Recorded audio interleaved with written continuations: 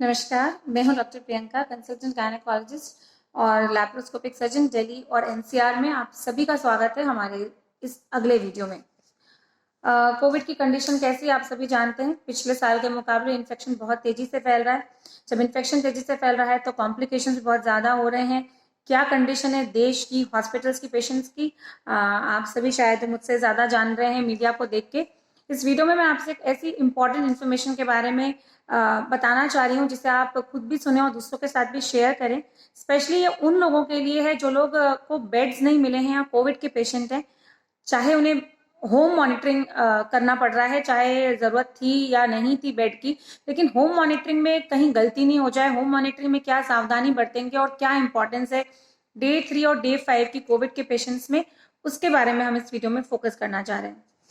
पहले कई बार हम वीडियोस में बात कर चुके हैं कि जब कोविड का इन्फेक्शन होता है बॉडी में तो इन्फ्लामेशन होने लगता है। इन्फ्लामेशन एक तरह का केमिकल रिएक्शन है जिसमें हमारा बॉडी कुछ केमिकल सेक्रेट करता है जो हमारे बॉडी में साइड इफेक्ट्स लाते हैं। हम सभी जानते हैं कि टारगेट ऑर्गन जो है कोविड का वो लंग्स है हमारे। तो लंग्स में जब इन्फेक्शन होता है वो निमोनिया होता है। निमोनिया जब बिगड़ जाता है तो और कॉम्प्लिकेशंस होती हैं, फिर हाइपोक्सिया होता है, ऑक्सीजन की नीड बढ़ती है, एटसेट्रा एटसेट्रा। आगे की कहानी आपको पता चल ही रही है आजकल जैसी हो रही है। तो क्या इंपॉर्टेंस है डे 3 और डे 5 की, क्या हम ऐसा कुछ काम कर सकते हैं डे 3 और डे 5 के बीच में, या डे 1 से ही कुछ ऐसा कर लें कि जो डे 5 के तक अगर आ रहे हैं हम तो हमारा इन्फेक्शन कुछ बेहतर रूप ले ले, कुछ एवोल्यूशन जो है कुछ अच्छा सा हो जाए। तो वो बात है डे 1 पे अमूमन जब हम टेस्ट करवाते हैं तो आरटी-पीसीआर करवा रहे हैं। आरटी-पीसीआर के साथ आपको सीआरपी भी जरूर कराना है। अपना baseline CRP, C reactive protein, quantitative CRP आपको जरूर कराना है ताकि आपको पता लग जाए कि before the beginning of a full blown infection आपका सीआरपी कितना है। उसको डे 5 पे वापस रिपीट करेंगे और फिर से देखेंगे। कंडीशन अगर ठीक है तो इतने में काम चल जाएगा, लेकिन बीच में डेटेरियोरेट करती है तो ऑब्वियसली आपको डॉक्टर के पास जाना है और फिर जो लंबे टेस्ट होते हैं उनकी कहानी अलग है।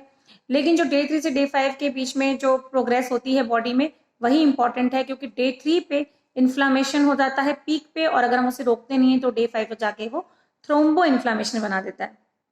थ्रोम्बो इन्फ्लामेशन का मतलब है कि ब्लड क्लॉट्स बनने लगते हैं हमारे बॉडी के ब्लड वेसल्स में, आर्टरीज में, वेन्स में, जगह जगह जाके लंग्स में बनेंगे और फिर आपको हाइपोक्सिया हो जाएगा। ब्रेन में बन सकते हैं, स्ट्रोक हो सकता है, हार्ट में बन सकते हैं, मायोकार्डियल इन्फेक्शन यानी कि हार्ट अटैक हो सकता है, और यही सब कुछ कॉम्प्लिकेशंस हो सकती हैं अगर हम थ्रोम्बो इन्फ्लामेशन को नहीं रोकेंगे।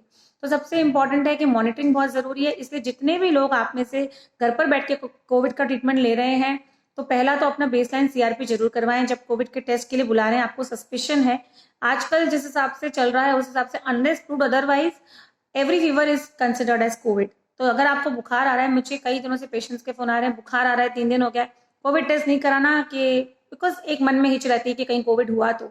सभी सोच रहे हैं ऐसे ठीक हो जाएंगे, ऐसे ही तो ठीक नहीं होंगे। इसलिए अगर फीवर आ रहा है तो सबसे पहले अपना कोविड कराएं। कोविड के साथ बेसलाइन, अगर लैब पर्सन आ रहा है तो उसके साथ अपना बेसलाइन सीआरपी भी आप जरूर चेक करवा लें। हमें मॉनिटरिंग में आसानी होगी, आपको खुद अपनी डिजीज की प्रोग्रेस को ट्रैक करने में आसानी होगी, पहली बात।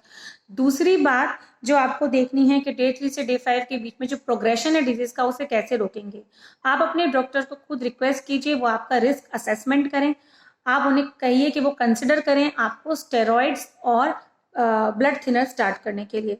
अभी तक जो प्रोटोकॉल चलते आए हैं, पिछले साल भी आपने देखा होगा, सभी को दवाइयां आप तो याद हो गई। व्हाट्सएप पे इतनी इन्फॉर्मेशन आई है कि आइवरमेक्टिन लेना है, डॉक्सीसाइक्लिन, एजिथ्रो लेनी है और होम मॉनिटरिंग करनी है, सैचुरेशन देखना है, ये सब वाइटामिन लेने, सब करना है। लेकिन अब जो चेंजेस आ रहे हैं, जब कॉम्प्लिकेशंस बढ़ रही हैं और हम चाहते हैं कि अर्ली स्टेज पे हम कॉम्प्लिकेशन डिटेक्ट कर लें, हम चाहते हैं कि लंग कॉम्प्लिकेशंस नहीं हो, ऑक्सीजन नीड्स नहीं बढ़े, क्योंकि ऑक्सीजन नीड बढ़ेंगी तो हमें बेड चाहिए, वेंटिलेटर चाहिए, वो हमारे पास है नहीं। इसलिए एज अ पेशेंट आप खुद जागरूक बनिए, एज अ डॉक्टर आप खुद अपने पेशेंट को असेस कीजिए, उसे टाइमली स्टेरॉइड और ब्लड थिनर्स स्टार्ट कीजिए।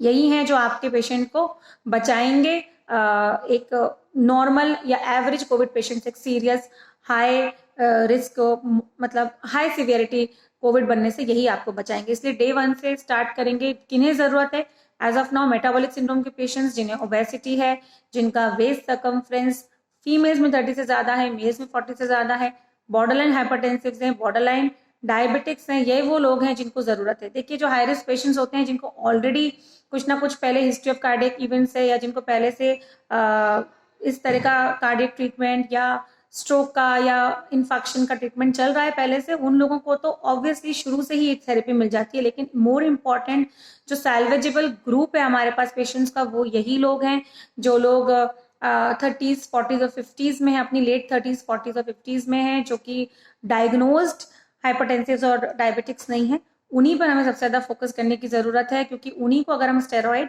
और ब्लड थिनर्स भी ऐड कर देंगे थेरेपी में, तो हमें उनकी लॉन्ग टर्म कॉम्प्लिकेशंस और progression of the disease to pneumonia, worsening of pneumonia का बिगड़ जाना, इन सब चीजों को हम बचा लेंगे। तो ये वो चीजें हमें डे 1 से डे 5 के बीच में करनी है। अपने टेस्ट जरूर करवाइए। बहुत से लोग हैं होम मॉनिटरिंग कर रहे हैं, सब कुछ सैचुरेशन चेक कर रहे हैं, लेकिन ब्लड टेस्ट जो आपको एडवाइस किए गए वो आप नहीं कराएंगे तो आप खुद ही बैटल को हार सकते हैं। और डे 5 की इंपॉर्टेंस मैं बोलना चाहूंगी, अगर डे 5 पे आते आते जो कोविड का इन्फेक्शन है वो डाउन स्टेज हो जाना चाहिए, वो उसका जो डाउनफॉल आ जाना चाहिए, वो आप कैसे असेस कर सकते हैं। अगर डे 5 पे ये कुछ रेड फ्लैग्स हैं जो आपको डे 5 पर देखने हैं एज अ कोविड पेशेंट। अगर आपका फीवर जो है 101 डिग्री फ़ारेनहाइट से ज्यादा है, आपका सैचुरेशन शुरू के मुकाबले 4% तक फॉल कर गया है, जरूरी नहीं है 90 से नीचे गया है, लेकिन पहले जितना आता था उससे 4% तक फॉल कर गया है, और अगर आपको ऐसा लग रहा है कि आप को ब्रेथलेसनेस हो रही है, या आपको प्लेटलेट काउंट आपका कम हो गया है, पहले जो ब्लड टेस्ट कराया तो उससे प्लेटलेट काउंट अगर कम हो गया, तो ये सब कुछ रेड फ्लैग्स हैं। अगर ऐसा कुछ हो रहा है तो प्लीज स्टॉप होम मॉनिटरिंग, अभी के अभी हॉस्पिटल को रश कीजिए और अपनी मदद खुद कीजिए। सो इस वीडियो में हमने डिस्कस करी the importance of day 3 day 5 and the overall importance of starting steroids और ब्लड थिनर्स बहुत ज़रूरी हैं। अगर आप लोग अपने डॉक्टर्स को रिक्वेस्ट कर सकें कि आपको कंसिडर करें इन थेरेपीज के लिए तो बहुत अच्छा होगा। आपके डॉक्टर का प्रोटोकॉल ज़रूर फॉलो कीजिए और जागरूक बनिए। इस वीडियो में इतना ही, अगले वीडियो में फिर मिलेंगे। नमस्कार।